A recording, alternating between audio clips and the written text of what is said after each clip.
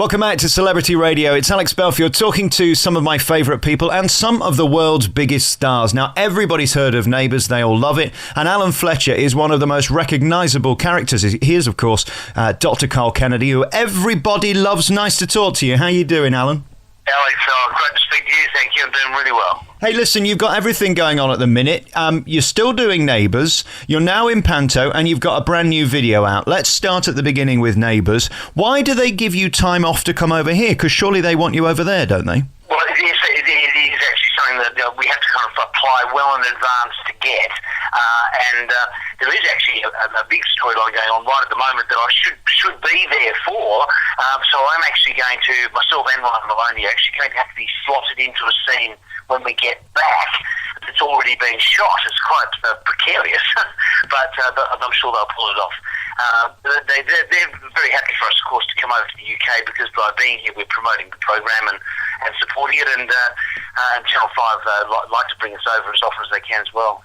I know we've all got a mortgage to pay and all of that, but why is there still such a thrill for big stars around the world to come to England to do pantomime? I mean, it's up there with Shakespeare, isn't it? People genuinely take it seriously. Well, they do. I take it very seriously, but primarily because I'm very aware that for most children, or for many children, a panto is their first theatre experience. And I've worked in the theatre all my life, and I love it. And if I want kids to come and see Shakespeare, then I need them to have had a good panto experience. So it's a very well accepted art form, and I'm really impressed with the production qualities of the show I'm working on. So yes, it's just a terrific medium. What's brilliant about it, I mean, I'm calling you today from Nottingham, where I'm based. We've got David Hasselhoff down the road in Wolverhampton. My mate Joe Pasquale's there. Brian Connolly, who I think is probably the best in the business, along with Joe. Biggins is doing it. You're doing it. The calibre of people that this medium attracts is the reason that it does such big business. And as you say, these are West End style and quality productions. They put so much into it because it makes so much money they can. Yeah, that's very true, and for some of the smaller operators, it can be quite precarious, making sure that they get audiences and don't go under, because they're only sort of doing these things once a year. But the attraction is huge because because for performers it gives them an opportunity to do something completely different. That's certainly my case. Working on Neighbours is fabulous. I love it, but doing something like panto gives me the opportunity to just flex those muscles, those theatre muscles they haven't used for a year or so. And I think when Sarah McKellen did pantomime, that sort of gave the signal to me that this is the way to go. You're at Sevenoaks and you're in Robin Hood. Do you get to do the bit with the kids at the end where they come on stage? Because I always imagine that's the most fun. Oh, no, look, I don't do this song sheet. That's actually done by the comedian in the show, Ant Payne, who is very funny, playing Silly Billy. He's extremely funny, and he'll do the song sheet. I play the baddie always. I'm Sheriff of Nottingham, and I don't think the kids would warm to me too much. No, I suppose not. Is it great being in pantomime and getting the boos, not the cheers? Because I can imagine if you come out every day and you're getting screams of applause, it can become slightly tiring. Well, that's true, and getting the boos is great because it means it becomes a lovely, playful game with the audience. Because, of course, the baddie always gets his comeuppance, and so to actually be able to have the opportunity to be booed at is just a wonderful, playful, tricky thing.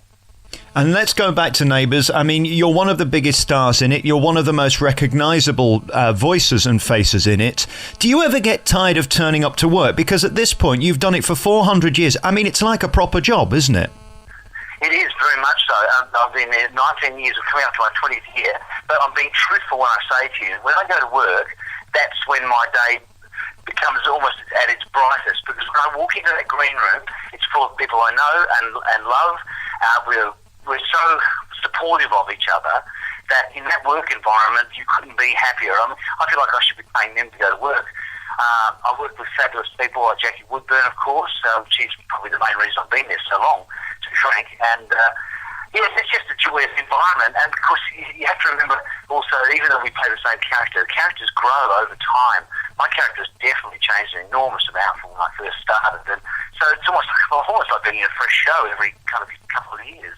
Is it still thrilling to think that you're on an internationally successful programme? There aren't many that last this long and still have a platform that's almost as popular as it was 20, 30 years ago. I mean, I remember watching it with my gran when I was literally a baby and loving it, and there you all are today still doing it. Yeah, it's exactly the point about the international thing, is because for an Australian actor, we're a small country on the other side of the world. To have exposure all around the world, and most importantly here in the UK, is manna from heaven. I love theatre, I love working in theatre, I love my rock and roll band. I've toured here with my band and done 6 pantomimes. And it's exposed me to a completely new audience, and that's thrilling beyond belief. We should just say, by the way, you're on a mobile phone because today you're rehearsing for the pantomime. You're getting ready for it. If the line's a bit dodgy from time to time, don't worry, we're going to stick with it.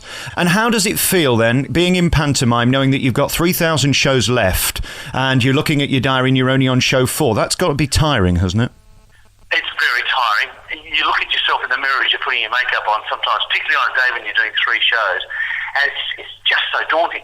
But the thing is, the second you step on that stage, you're just invigorated by the audience. They lift you up.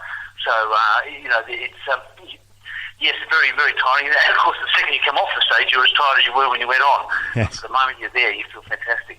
And of course, if you want a happy Christmas, there's 2 ways of doing it. Do you see what I did there? You can either go and see you in pantomime or buy your new single. And you've brought out this fabulously camp, over-the-top, wonderfully festive song. And dare I say, it's brilliant. Congratulations. Most of these are utter rubbish and everybody tries to bring one out. This is really fun. I think it's going to do well. People can sing along to it and it's well made. Congratulations, Alan. Thank you. I'm really pleased you like it. I was approached by one of the singers and manager of the Pacific Bells, a wonderful harmony group. Her name's Laura Monahan. She's English. She loves Neighbours. She came to me and said, why don't we record a charity single, a cover song of Christmas? I said, no, we need to write our own. It's been on my bucket list for years to write a Christmas song. But because of their style of group, the Andrews Sisters style, I wanted to write something in a swing style, an era of Christmas music I love, the 40s and 50s, Bing Crosby and some of the great crooners. And we got ourselves a swing band. We made it big. You're quite right. We made it a big camp. We doff our hats at Neighbours a little bit. We don't take ourselves too seriously. And hopefully it's a really catchy tune. People tell me they can't actually get it out of their head once they've heard it. So that's encouraging. This is the brand new single. You can hear it on YouTube. You can also go to Alan Fletcher's website. This is called If You Want a Happy Christmas. It's marvellous. Have a listen to this.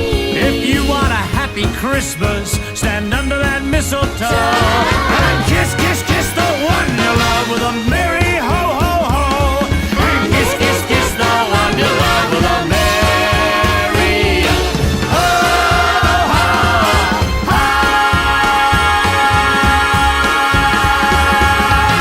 It's on Vivo on YouTube. You can find it there. If You Want a Happy Christmas by Alan Fletcher. I mean, music is a massive part of your life. You're not doing this as some gag. I mean, you love music, don't you? I do. I've had my rock and roll band waiting room now for almost 10 years. We've toured the UK many, many times. And we play regularly in Melbourne. Primarily, I have to say, to fans of Neighbours, because the kids used to come and see our band. They told me they came to see the band because they thought, well, if Karl Kennedy is fronting this band, it has to be rubbish. And they were expecting to come along and have a really good laugh. I work with great musos, and I don't think I'm half bad as a performer and singer, so they actually ended up loving it and kept on inviting us back, which is brilliant. So that's very invigorating for me. But I also sing a bit of swing music in Melbourne with a number of swing bands, every now and again, just at concerts and things. So I have a great love of the swing as well. Have you got the dream showbiz life right now? Let me tell you why. You've got the permanent gig with Neighbours, which we all need to pay the bills. You know you're going to do well with that. You're able to get out of it to come and do fun things like pantomime, and you can bring out records and do your band. I mean, how many people have such a privileged life that they've had a consistent career like yours? It's remarkable, isn't it? Well, it is remarkable, and I thank the Lord every day. Every day I wake up, I look in the mirror sometimes and go, Alan, remember how lucky you are.